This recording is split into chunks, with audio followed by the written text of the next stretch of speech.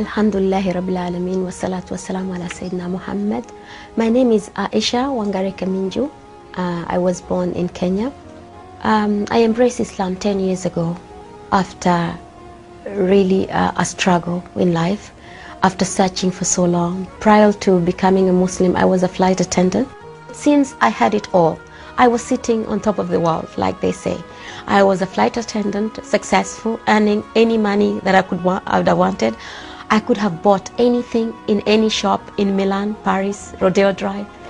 I bought anything I wanted. Yet, the more I bought, the more I was depressed. But Alhamdulillah, by the mercy of Allah, Islam found me. I didn't find Islam. His life is studied by children, all ages, and has been studied for the last 15 centuries. And he has been the most important man for 15 centuries continuous. He has been the most read about man, the most talked about man, and continues to be. And every aspect of his life recorded.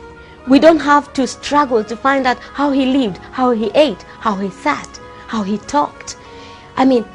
No other person's life has been recorded. No other prophet, no other human being or any other thing has been given such attention. And subhanallah, it would be difficult to choose what part of Prophet Muhammad to talk about. Did I know Muslims? I knew Muslims since I was born. My next door neighbors were Muslims. I worked with Muslims. My colleagues were Muslims. My best friends were Muslims. But the saddest thing is they never invited us to Islam. They treated us like those kuffars. Those kuffars. We never saw the Quran. We were not supposed to touch the Quran, those najis. Yet, I knew there was something about Islam that I wanted to be part of. But for me, it was not a religion. It was something, for the Arabs and the Somalis, because those were the people around me. But I didn't know that Islam was something I could be part of. I didn't know that. And I was not invited. I was made to feel I didn't fit in. You can imagine, I went to Mecca. I went to Hajj for 9 years as a flight attendant, taking pilgrims, hearing all this labaik Allahumma labaik, not knowing what it was. But alhamdulillah, maybe Allah had not meant for me to be a Muslim then, because probably I wouldn't have found the taste I have that now, what I know now that Islam is.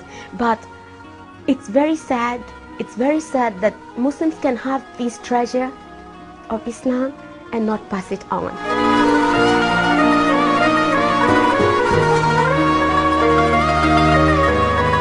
Before being a Muslim, he was just a man, an Arab man, a crazy man who went around with a sword in the hand and probably threatening everybody to chop off their heads if they... I didn't even know what, because he was not introduced to me. He was not introduced. So I can't really say I knew Muhammad. The only thing I knew about Muhammad, we had to know this thing about 622 and the Hijrah to pass our exams. After Islam, what else can I say? Sometimes I can't wait for death to come, because this is what separates me, inshallah, from seeing him in reality. What can I say about the man who Allah subhanahu wa ta'ala chose to be the carrier of his last message, the mercy of humankind? What can I say about Prophet Muhammad? I don't possess those words.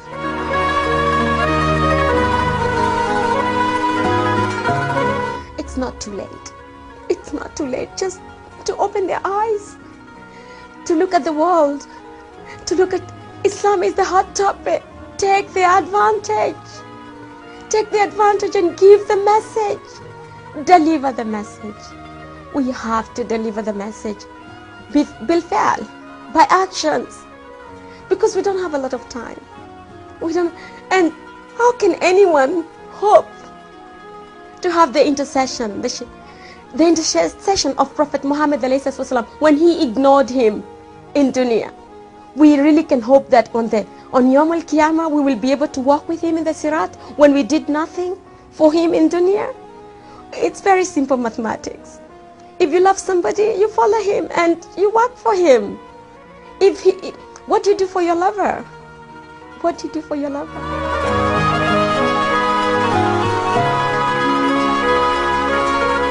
If I didn't die or faint and die, I'll tell him not to be sad. Not to be sad that the Muslims are in such deep sleep, in such deep slumber, did not understand him, and to make dua for us, the Muslims, to wake up and understand the message and work for it and emulate him and give the message to the world and just let everybody know who this man is. I would ask him to make lots of dua for us and ask Allah subhanahu wa ta'ala to wake us up from our ghafla with mercy, not with a big bang, before there's no other time, before the end comes. I would ask him to make lots of du'as for us. Ashhadu an la ilaha illallah wa ashhadu anna Muhammad abduhu wa rasuluh.